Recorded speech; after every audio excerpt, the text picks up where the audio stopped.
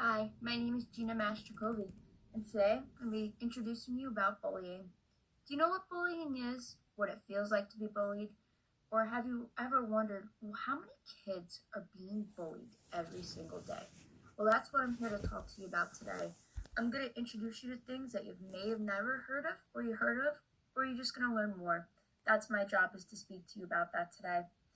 Bullying is something that is occurring every day, worldwide, and happening in our school systems. Children are taking their own lives, and we need to take action and create prevention plans in order to stop this crisis.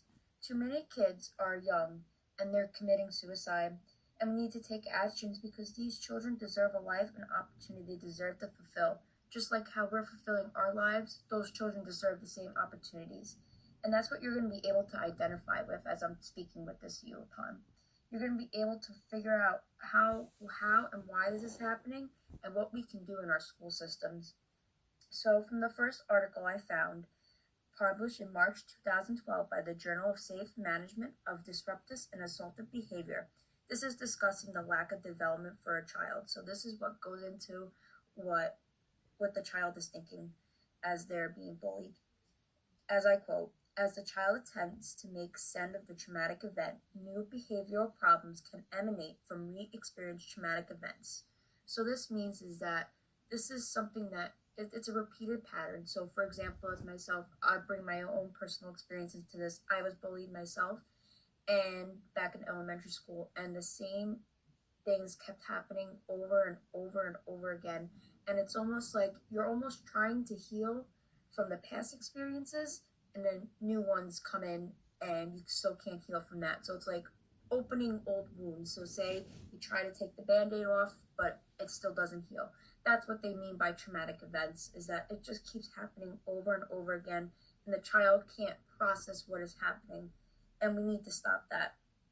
And to talk about statistically, it says that I found is that 1 out of every 5, 20.2% of students are reported being bullied, and this is reported by the National Center for Educational Statistics in 2019. And here's something I also found very interesting. It says a higher percentage of male than of female students reporting being physically bullied, 6% versus 4%, whereas a higher percentage of female than of male students reported being the subject of rumors, 18% versus 9%, and being excluded from activities on purpose, 7% versus 4% of the National Center for Educational Students. And this is something that's also really important. Keep this in mind. 41% of the students who reported being bullied at school indicated that they think the bullying would happen again. And like I said, this coincides with the traumatic events playing in their head, that the child knows in their head they're going to be bullied again. And that's something that we need to take into consideration, because that can't keep happening again. And now to move on, we need to talk about how we can take action in our schools, because that's where most of the bullying is taking place, right?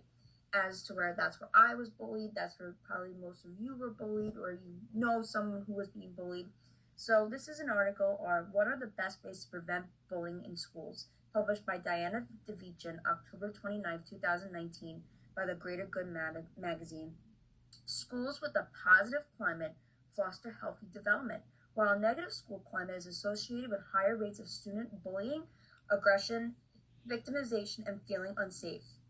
This is really important because it's almost like you have batteries, and there's a positive relationship and a negative relationship.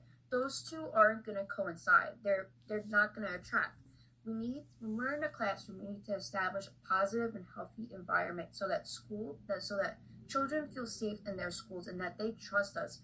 They're role models to us. They look up to us. They place our trust in us, and we need them to know that they can come to us for anything, as that's what my teachers did in the past for me. They laid out all their trust, and they said, "We're here for you. If you need anything, they're like our parents, but our parents at home. Parents at school is what I mean. Is that, and that's a really good relationship. That's a true teacher, and that's what we need to have for our children, because some children come from backgrounds where they don't have parents, they don't have a good home life, and this is also some triggers of bullying. They go down to this depression, they go on drugs, they do alcohol to cope with their emotions because they don't know how to cope with the events that just happened to them. So that's something that's really important. And that their social and emotional skills, like you look at the child and you see what they've been through and they can't develop their skills, they're lacking, and that they need these skills that are essential because when they go out into the real world, they're not going to have them because they're just lacked and they weren't able to fully develop because they were so physically and mentally abused by the abuser that they can't cope with themselves, and that their social and emotional skills aren't there because they just don't have it, and they're not aware of their decision making, they're not responsible, and they're not leaders. We need our children to be leaders, and that's what we need to do. And this also comes with relationships. So like when I was younger, I couldn't really figure out on what I wanted to do or who I was because I was just in this zone where I was just felt I was always being targeted, or it, just something that some people made me think of something that I wasn't, and I didn't know why. And then here I am now going into my senior year and have great people in my life, and that's what we need to do. The children need to make decisions for themselves of who they need to be around and who they don't want to be around, and that's something we need to foster in them. So I hope you all enjoyed this speech, and that I hope you all learned something, and that I hope you're all staying safe and well. Bye.